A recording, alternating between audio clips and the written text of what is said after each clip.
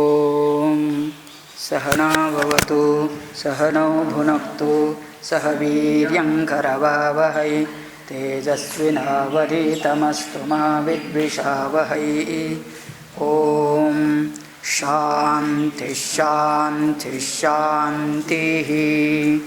चरितं रघुनाथस्य शतकोटिप्रविस्तरम् एकैकमक्षरं पुंसां महापातकनाशनं वाल्मीकिगिरिसम्भूता रामाम्भोनिधिसंगता श्रीमद्रामायणे गंगा दुआति भुवनत्रयं वाल्मीकिर्मुनिसिंहस्य कवितावनचारिणः शृण्वन् रामकथानादं को न याति पराङ्गतिं। जय जय रघुवीर समर्थ सियावर रामचंद्र भगवान की जय। राजा दशरथ का मिथिला में आगमन हो चुका है और आगे राजा जनक अपने भाई कुशध्वज संकाश नगरी से बुलवाना और राजा दशरथ के अनुरोध से वशिष्ठ जी का सूर्यवंश का परिचय देते हुए श्री राम और लक्ष्मण के लिए सीता और उर्मिला का वरण करना मतलब शादी रचाना, यह कथा यहाँ पर आती है। ततः प्रभाते जनकः कृतकर्मा महर्षिभिः उवाच वाक्यं वाक्यज्ञः शतानंदं पुरोहितम्। ततः प्रभाते, उस दिन उस रात आनंद से बिताने के बाद अगले दिन प्रभाते राजा जनकः कृतकर्मा महर्षिभिः उवाच वाक्यं वाक्यज्ञः शतानंदं पुरोहितम्।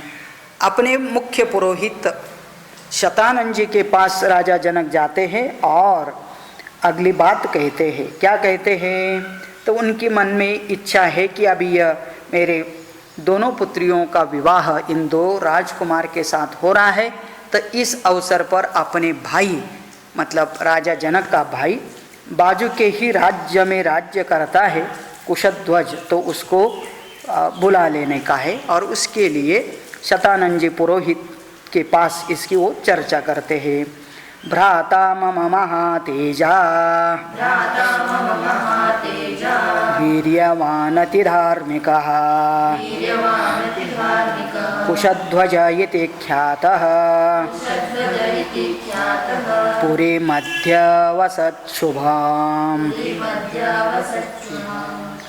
भ्राता मम भ्राता महातेजा वीर्यवान अति धार्मिकः। अपने भाई के गुणगान कर रहे राजा जनक कहते कि मेरा भाई जिसका नाम कुशध्वज है वह महातेजस्वी है, महावीर्यवान है, अति धार्मिक है और वह पुरीम अध्यवसत शुभाम, और वहाँ पर इंदुमती नदी के तट पर जो राज्य है उसका वहाँ वो राजा है। वार्याफल पर्यन्तां बिभन्नोक्षुमतिं नदीं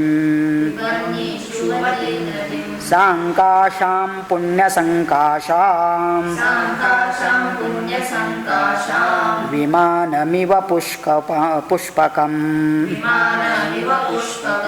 तो कहते हैं वार्या फलापर्यंताम पिबन निक्षुमतीं नदीम। निक्षुमती का मतलब इक्षुमतीं नदी, इक्षुमती नदी के तट पर बहुत सांकाश नाम की नगरी, पुण्य नगरी में वो कैसी है? विमानम इव पुष्पकम, पुष्पक विमान के जैसी वह नगरी है और वहाँ यह मेरा भाई वहाँ राजा है। तमहं द्रष्टुमिच्छामि यज्ञगोप्ता समे मतः प्रीतिं सोऽपि महातेजा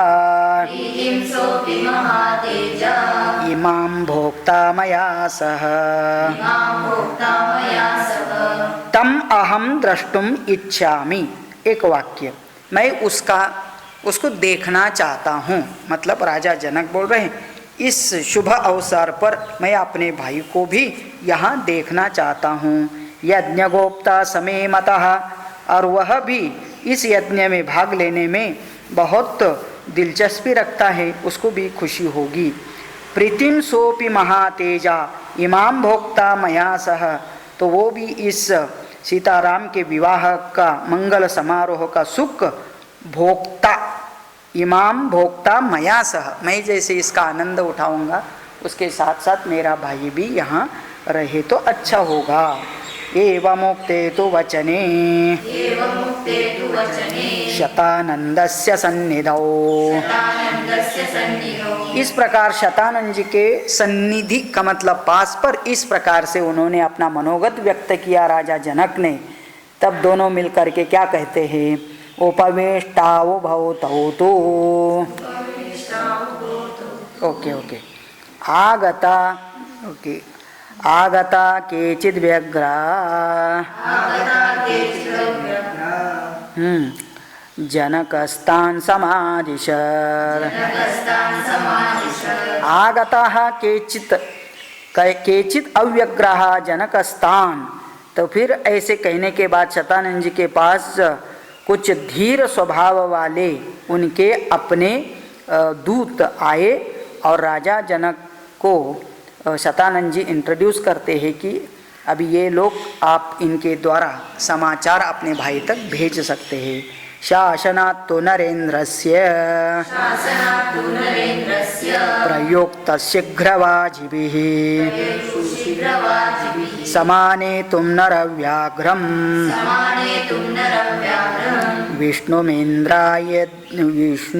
विष्णुमिन्द्राज्ञया यथा, तो कहते हैं कि ये आज्ञा देकर के उसको बुलाने का मतलब कौन किसको आज्ञा दे रहा है, जैसे कि इंद्र की आज्ञा से भगवान विष्णु को जैसे बुलाया जाए, ऐसे राजा जनक की आज्ञा से उनके भाई उनको बुलाने का, कुशध्वज को बुलाने का यह निमंत्रण भेजा जा रहा है। शासनात् नरेन्द्रस्य, नरेंद्र राजा जनक के शासन के आज्ञा से प्रययुः चले गए, या धातु प्रययुः, शीघ्रवाजिनः, और बहुत जल्दी जाने वाले घोड़ों के साथ, मतलब अभी ये तो अर्जेंट समाचार है इसलिए बहुत भागने वाले घोड़ों के साथ उनको भेज दिया। सांकाशान्ते समागम्य ददृशुश्च कुशध्वजम् न्यवेदयन् यथा वृत्तम् जनकस्य च चिन्तितम्, तो बस वो शीघ्रगामी घोड़ों को पर बैठ कर के दूत वहाँ चले भी जाते, पहुँच गए, और पहुँचने के बाद क्या बोलते थे, सांकाशान्ते समागम्य, सांकाश नगरी में पहुँचने के बाद कुशध्वजम ददृशुः, वो कुशध्वज को भी मिले, नैवेद्यन यथावृत्तम, जैसे यहाँ मिथिला में जनक जी के यहाँ जो भी घटना हुई वैसा उसका उन्होंने निवेदन किया।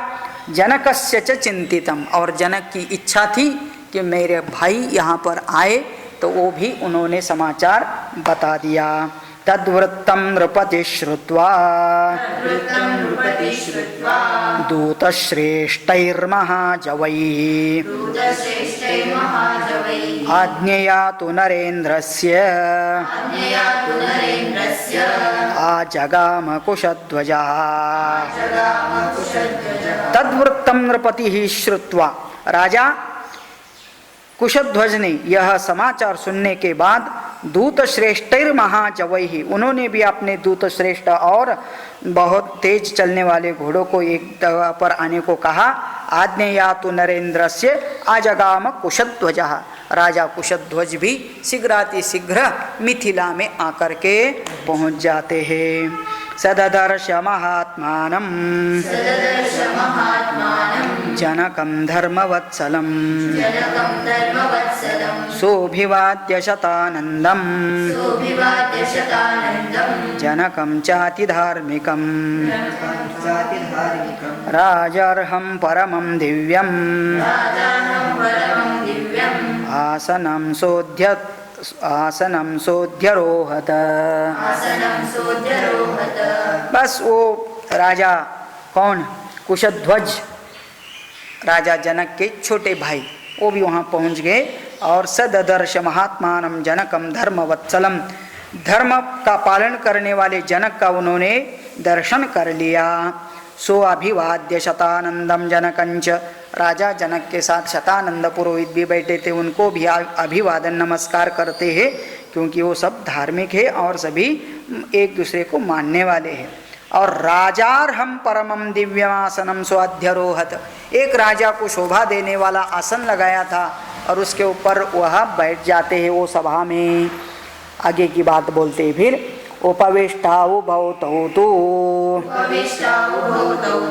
भ्रातरावमित्युद्युति प्रेषयामास तु वीरौ सतुर्वीरौ मन्त्रिश्रेष्ठं सुदामनम् गच्छ मन्त्रिपते शीघ्रम् वीक्ष्वाकोमतिप्रभम् आत्मजैः सह दुर्धर्षम् आनयस्व समन्त्रिणम्। तो राजा जनक की सभा तो बैठ गई थी, वहाँ पर उनके भाई भी आ चुके हैं और उसी समय पर उन्होंने अपने कुछ मंत्री वर्ग को बुलाया। उपविष्टौ उभौतौ तु भ्रातरौ अमित द्युति, बहुत अमित प्रभाव, द्युति मतलब तेजस्वी ओजस्वी दोनों भाई जब वहाँ बैठे थे तो उन्होंने बुला करके प्रेषयामास तुहु वीरौ मंत्री श्रेष्ठम सुदामन। तो राजा जनक के मुख्यमंत्री का नाम था सुदामन, तो उस सुदामन को बुला करके दो वीरों को बुला करके उन्होंने भेज दिया। कहा गच्छ मंत्री पदे शीघ्रम इक्ष्वाकुम अति अमित प्रभम। तो जो अमित प्रभ मतलब श्रेष्ठ इक्ष्वाकु वंश के राजा दशरथ और उनके पुत्र यहाँ जो नगरी में आके ठहरे हैं उनको बुला के लाने का है। आत्मजय सह दुर्धर्षम आनयस्व समंत्रिणम, उनके साथ जो भी उनके भाई बंधु आए हैं और उनके मंत्रीगण को सहित उनको बुला लेके आइए। तो मतलब अभी कहीं तो उनकी जगह होगी जहाँ यहाँ बैठ करके वो शादी ब्याह करने वाले चर्चा करने वाले हैं, तो उनको बुलाते हैं। औपकार्यान् स गत्वा तो रघूणां कुलवर्धनम् ददर्श शिरसा चैनम् अभिवाद्येदमब्रवीत्। औपकार्याम, औपकार्यां का मतलब आज्ञा पालक करने वाला वह मंत्री जल्दी से जल्दी रघुनाम कुलवर्धनम वहाँ पर चले जाते हैं और ददर्श उनको देखने के बाद जो अभिवाद्य इदम अब्रवीत नमस्कार करते हुए इस प्रकार उन्होंने कहा। अयोध्याधिपते वीर वैदेहो मिथिलाधिपः सत्वां द्रष्टुं व्यवसितः सोपाध्याय पुरोहितम्। आगे जाकर के मंत्री ने राजा दशरथ का दर्शन किया और बोल दिया कि आपको मिलने के लिए राजा जनक अपने पुरोहितों के साथ आ रहे हैं और वो आपका दर्शन करना चाहते हैं। सत्वाम द्रष्टुम व्यवसितः स उपाध्याय पुरोहितम, अपने पुरोहितों के साथ आ रहे हैं। मंत्री श्रेष्ठ वच श्रुत्वा राजा सर्षिगणस्तथा सबन्धुरगमत् तत्र जनको यत्र वर्तते। तो मुनिश्रेष्ठ वच श्रुत्वा, उस मुनिश्रेष्ठ का वचन सुनकर मंत्री श्रेष्ठ का राजा सर्षि का मतलब सऋषिगण, सर्षिगण राजा सऋषिगण एवं तथा सबंधु आगमत, सबंधु आगमत मतलब अपने साथ जो अपने शतानंद इत्यादि ऋषिगण और अपना भाई उसके साथ राजा जनक राजा दशरथ जी के यहाँ पहुँच जाते हैं। राजा च मंत्री सहितः सोपाध्याय सबान्धवः वाक्यं वाक्यविदान् श्रेष्ठः वैदेहमिदमब्रवीत्। राजा च मंत्री सहित स उपाध्याय स बांधव। तो राजा मंत्री उपाध्याय और बंधु के सहित उनके वहाँ पहुँचने के बाद वाक्यम वाक्य विधान श्रेष्ठ, कैसे बोलना चाहिए इसमें तो ये कुशल है, ऐसे वैदेहम इदम अब्रवीत। तो विदेह राजा को राजा दशरथ बात करते हैं, क्या कहते हैं? विदितन्ते महाराज इक्ष्वाकुकुलदैवतं वक्ता सर्वेषु कृत्येषु वशिष्ठो भगवान ऋषिः। अब अभी कल्पना करना है, एक तरफ अयोध्या से आए हुए राजा दशरथ, उनके भाई बंधु सब और उनके पुरोहित वशिष्ठ वामदेव इत्यादि वो एक बैठे हैं, अतिथि के रूप में हैं। और यहाँ के मिथिला के राजा जनक, उनका भाई, उनके मंत्री, उनके पुरोहित वो भी बैठे हैं। तो शादी से पहले दोनों साइड के लोग आकर के बैठते हैं। यहाँ पर उनका अभी एक्चुअल परिचय होता है। वो परिचय देने के लिए उनके कुल को जानने वाले ज्ञानी, उनका इसमें कोई स्वार्थ नहीं है, ऐसे लोग जो गुरुजन होते हैं वह अभी दोनों कुलों का वर्णन करने जा रहे हैं। तो सबसे पहले दशरथ जी के कुल का वर्णन कौन करने जा रहे हैं? तो स्वयं दशरथ जी बोलते हैं, हमारे इक्ष्वाकु, उनके कुल का नाम है इक्ष्वाकु कुल, और इस इक्ष्वाकु कुल का दैवत हम लोग जिनको मानते हैं वे वशिष्ठ भगवान ऋषि हैं, और उनके द्वारा यही हमारे कुल के प्रवक्ता भी है, और हमारे बारे में जो कुछ कहना है इसका अधिकार और ज्ञान वशिष्ठ जी के पास है। और इसलिए हमारे कुल का परिचय अभी आप सब लोगों को वशिष्ठ जी कराएंगे। विश्वामित्राभ्यनुज्ञात सह सर्वैर्महर्षिभिः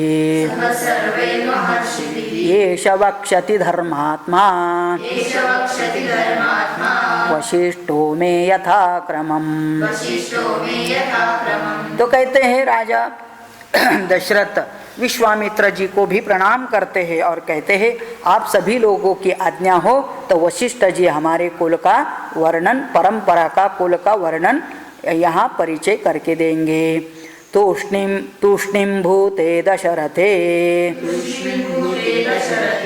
वशिष्ठो भगवान ऋषिः उवाच वाक्यं वाक्यज्ञः वैदेहं सपुरोधसम्। तो विशेष करके अभी राजा जब शांत होता है, मतलब बोलना बंद कर देता है, इसका नाम है तूष्णीं भूते दशरथे। दशरथे तूष्णीं भूते, तूष्णी का मतलब मौन। जब राजा दशरथ ने ऐसा बोल दिया जनक को कि हमारे कुल का परिचय वशिष्ठ जी देंगे, ऐसा बोलने के बाद राजा चुप हो जाता है। तब वशिष्ठ भगवान ऋषि उवाच वाक्यम वाक्यज्ञ, बोलने में बहुत कुशल ऐसे वशिष्ठ मुनि अभी वैदेहम सपुरोधसम, उनके पुरोहित के सहित राजा जनक को अभी यह उद्देश्य करके बोल रहे हैं कि यह इक्ष्वाकु कुल को कैसा है, इसकी परंपरा कहाँ से कहाँ तक, बहुत विस्तार से अभी इस कुल का वर्णन वह करते हैं। तो कहाँ से शुरू करते हैं? साक्षात सृष्टिकर्ता ब्रह्मा जी से। अव्यक्त प्रभवो ब्रह्मा शाश्वतो नित्यव्ययः तस्मान् मरीचिक संजज्ञे मरीचे कश्यपस्सुतः विवस्वान् कश्यपाज्जज्ञे मनुर्वैवस्वतः स्मृतः। तो कहते हैं साक्षात ब्रह्मा जी अव्यक्त से, अव्यक्तादीनि भूतानि व्यक्तमध्यानि भारत। तो सबसे पहले अव्यक्त से व्यक्त हुए कौन? साक्षात चतुर्मुख ब्रह्मा जी। और उस ब्रह्मा जी के पुत्र कौन हुए? तो कहते हैं स्वयंभू ब्रह्मा के पुत्र, उनके सबको देते हैं, नित्य शाश्वत और अविनाशी है, उनके पुत्र है मरीचि की उत्पत्ति हुई। तो मतलब ब्रह्मा जी से मरीचि, मरीचि का पुत्र कश्यप, कश्यप के पुत्र विवस्वान, विवस्वान का पुत्र मनु का जन्म हुआ। मनु वैवस्वतः स्मृता, तो ये पहले वैवस्वत मनु, ये भी उनका मतलब परंपरा से आए हैं।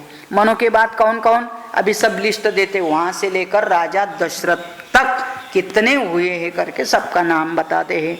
तो कहते हैं मनु प्रजापतिर्पूर्वम इक्ष्वाकुश्च मनोसुतः तमीक्ष्वाकुमयोध्यायाम् राजानं विद्धि पूर्वकम्। तो मनु पहले प्रजापति थे, फिर उनके बाद इक्ष्वाकु नाम का पुत्र हुआ, फिर इक्ष्वाकु ही आप अयोध्या के प्रथम राजा समझिए।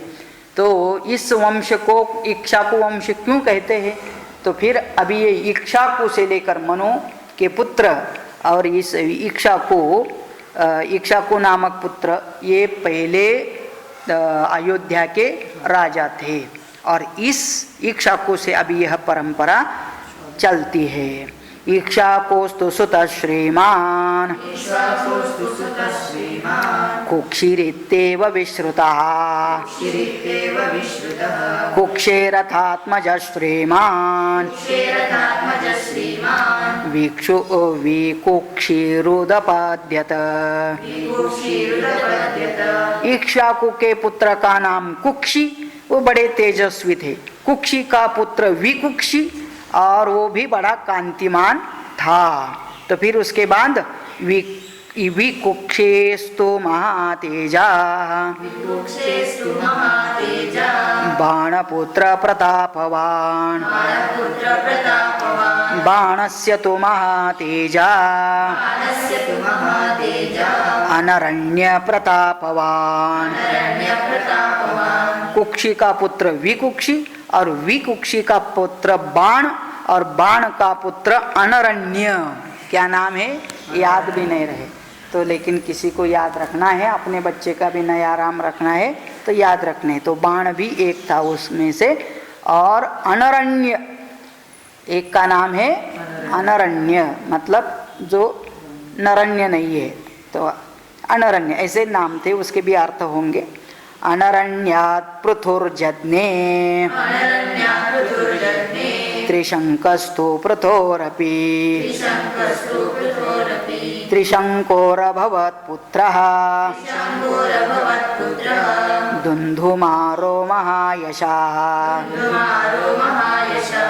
अनरण्य का पुत्र पृथु, पृथु का पुत्र त्रिशंकु, त्रिशंकु का पुत्र दुंधुमार।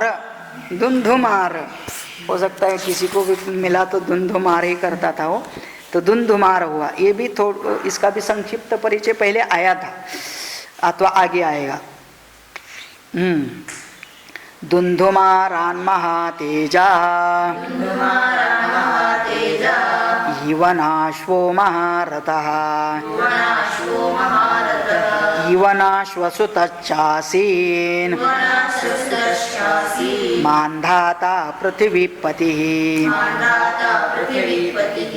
दुंधुमार का पुत्र महातेजस्वी युवनाश्वक, क्या नाम है युवनाश्वक, और युवनाश्वक का पुत्र है मानधाता, और ये समस्त भूमंडल के स्वामी हुए थे, मतलब बहुत पराक्रमी थे, पृथ्वीपति बन चुके थे। मानधातास्तु सुतः श्रीमान् सुसन्धेरुदपद्यत सुसन्धेरपि पुत्र द्वौ ध्रुवसन्धि प्रसेनजित। हाँ, पहली बार दो पुत्र हो गए किसी को अभी।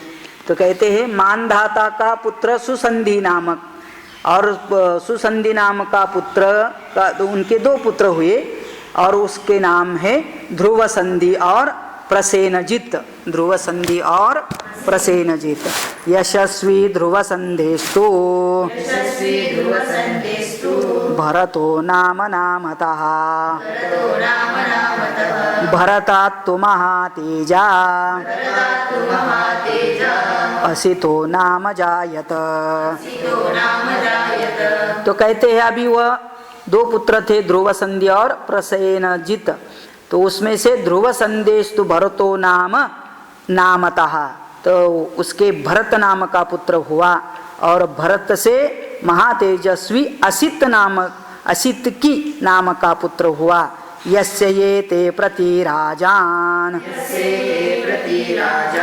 उदपद्यन्त शत्रवः हैहयास्तालजङ्घाश्च शूराश्च शशबिन्दवः। तो राजा असित के साथ हैहय, तालजंघ और शशबिंदु इन 3 राजवंश के लोग शत्रुता रखते थे। तो इसका मतलब क्या है, इसके ये पुत्र नहीं है, इनके 3 बाजू में राज्य करने वाले 3 शत्रु थे उनके, और उन शत्रुओं के साथ इनका बड़ा वैर था और इनके कारण अभी इनका हाल खराब होता है। तो क्या होता है, तांश्च स प्रतियुध्यन्वै युद्धे राजा प्रवासितः हिमवन्तमुपागम्य भार्याभ्यां सहितस्तदा।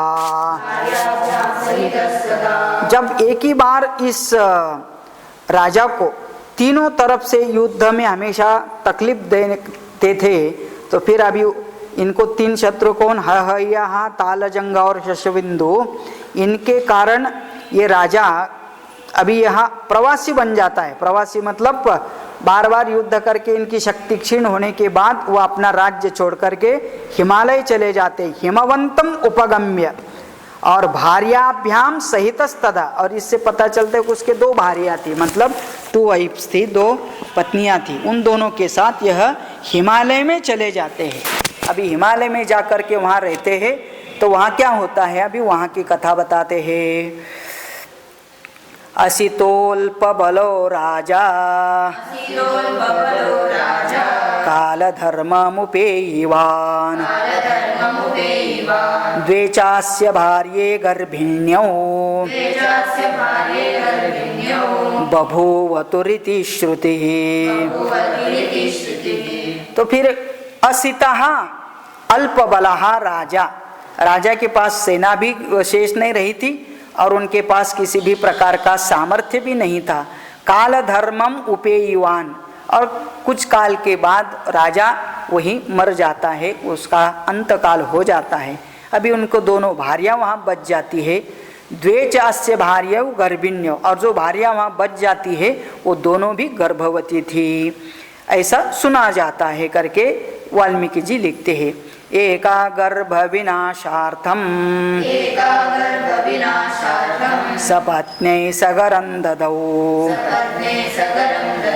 तो कहते हैं अभी 2 सवत बोलते हैं ना, तो सौतेली भार्या, सौतेली का मतलब दोनों भी एक दूसरे को पसंद न करने वाले, ये हमेशा पहले से चलते आ रहा है। सौतेली के बोलने का मतलब वो कभी एक साथ नहीं थे, और दोनों भी अभी यदि गर्भ धारण कर रखी है तो इनके बीच में शत्रुत्व है। उसमें से एक ने सोचा वो दूसरी को विष दे करके उसको मरवा देना, तो मतलब क्या, राजा का एक ही वंश रहेगा, एक ही पुत्र रहेगा, नहीं तो अभी 2 होने वाले हैं ना दोनों से। तो एक ने सोचा दूसरे को मार देते, तो एक सवत ने दूसरे सवत को मारने का प्लान बना दिया, और वो भी कैसा, सगरम, गरम का मतलब विषम, सगर का मतलब विष दे करके उसको मरवाने का उसने प्लान बनाया। ततः शैलवरे रम्ये बभूवाभिरतो मुनिः भार्गवश्चवनो नाम हिमवन्तमुपाश्रितः। ततः शैलवरे रम्य, उस रमणीय पर्वत के किसी एक भाग में बभूव अभिरतो मुनि, वहाँ एक मुनि रहते थे, और वो कौन मुनि थे, भृगुकुल के मुनि थे, जिनका नाम था भार्गव च्यवनः, च्यवन ऋषि। आज च्यवनप्राश जो खाते हैं ना, तो जिस ऋषि ने पहले बार बनाया होगा वो ऋषि च्यवन ऋषि, वो भार्गव गोत्र के थे। भार्गवश्च्यवनो नाम हिमवंतम उपाश्रितः, बहुत पहले से हिमालय में ही आश्रम बना करके रहते थे। इनके अब ये राजा के जो पत्नियां थी, तो एक पत्नी ने भोजन में विष मिला करके अपने सवत को दिया है, तो विष युक्त भोजन उसने कर रखा है। और पास में ये च्यवन ऋषि थे, तो इनके दर्शन के लिए भी वो चले गए दोनों भी। तत्र चैका महाभागा भार्गवं देववर्चसं ववन्दे पद्मपत्राक्षी काङ्क्षन्ति सुतमुत्तमम् तं ऋषिं साभ्युपागम्य कालिंदी चाभ्यवादयत्।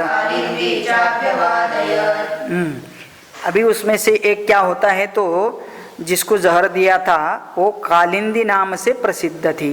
और फिर वो ऋषि के पास जाते हैं और महाभागा कालिंदी को एक उत्तम पुत्र पाने की इच्छा होती है। उसने देवतुल्य तेजस्वी भृगुनंदन च्यवन के पास जाकर उन्हें प्रणाम किया, मतलब अपनी मनोकामना मन में रखते हुए ऋषि का दर्शन को चले जाती है और दर्शन करती है। सतामभ्यवदत् विप्रः पुत्रेप्सुं पुत्र जन्मनि तव कुक्षो महाभागे सुपुत्र सुमहाबलः महावीर्यो महातेजा अचिरात् संजनिष्यति गरेण सहित श्रीमान् माँ सूचक कमले क्षणे। तो जिसको विष दिया था वही च्यवन ऋषि के पास जाती है, दर्शन करती है और अपना इच्छा प्रकट करती है कि मुझे पुत्र हो और वो पुत्र बड़ा बलवान हो, तेजस्वी हो।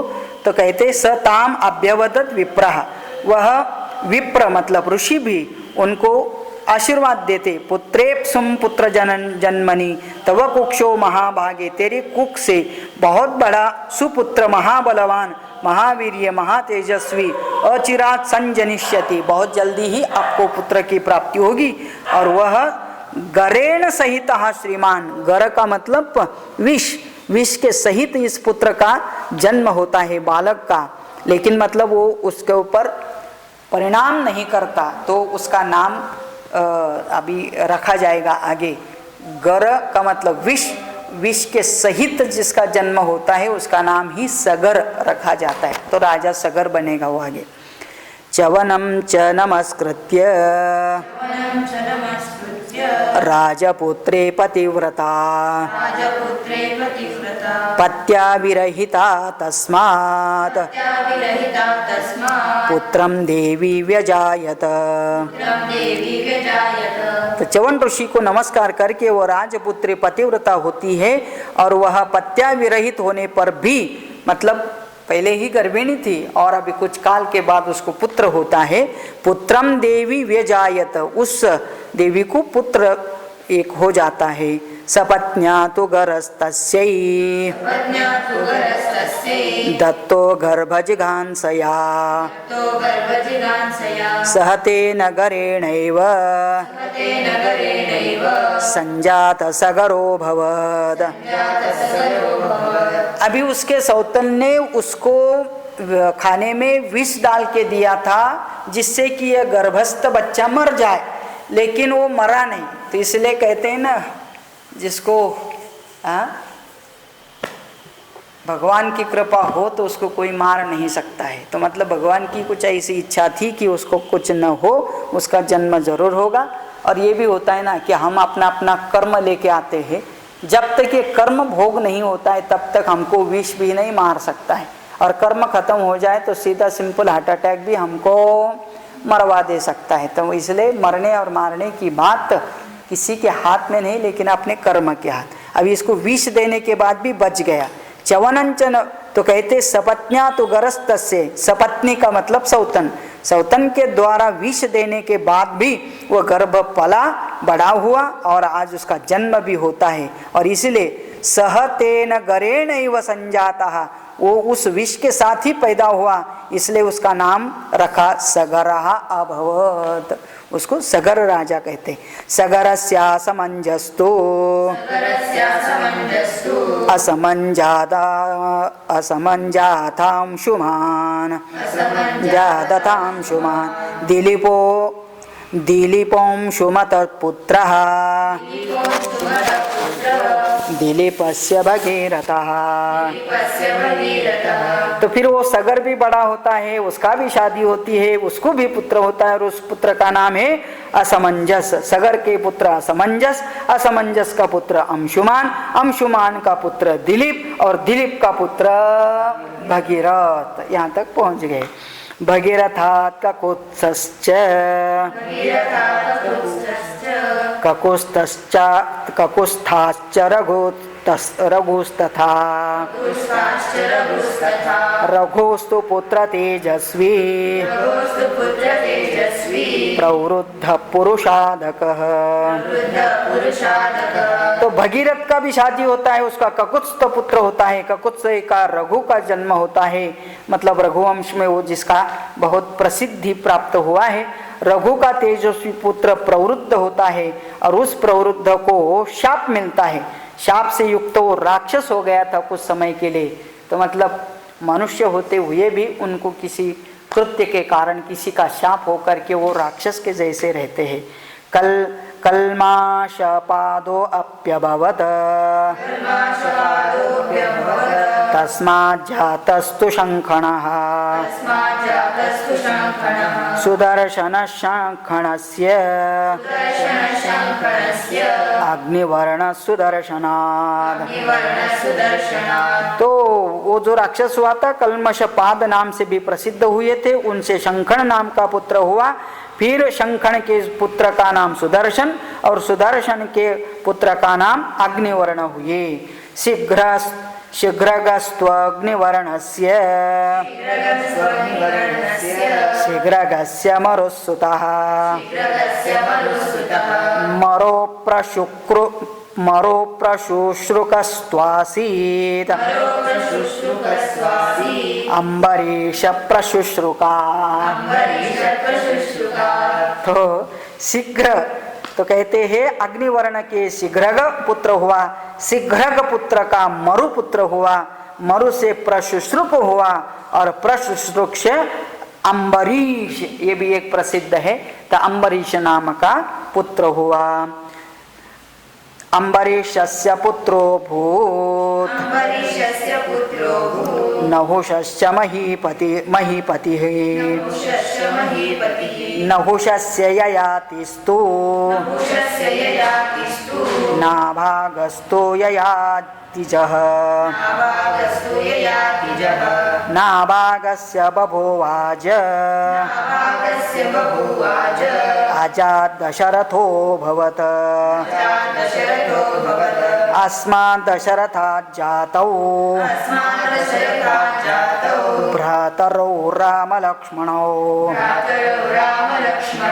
हाँ, तो कहते हैं अम्बरीष के पुत्र राजा नहुष, नहुष के पुत्र ययाति और ययाति के पुत्र नाभाग, नाभाग के पुत्र अज और अजा के पुत्र राजा दशरथ और दशरथ के ये पुत्र अभी सामने खड़े हैं राम लक्ष्मणौ राजा। तो वशिष्ठ जी इतना सारा उनकी परंपरा को जानते थे, नाम याद रखते थे। हमारे तो क्या दादाजी का तक नाम याद नहीं है कि क्या होगा करके, और इनके पास तो इतने सारे पूरे कुल को जानते हैं। देखिए आदिवंश विशुद्धानां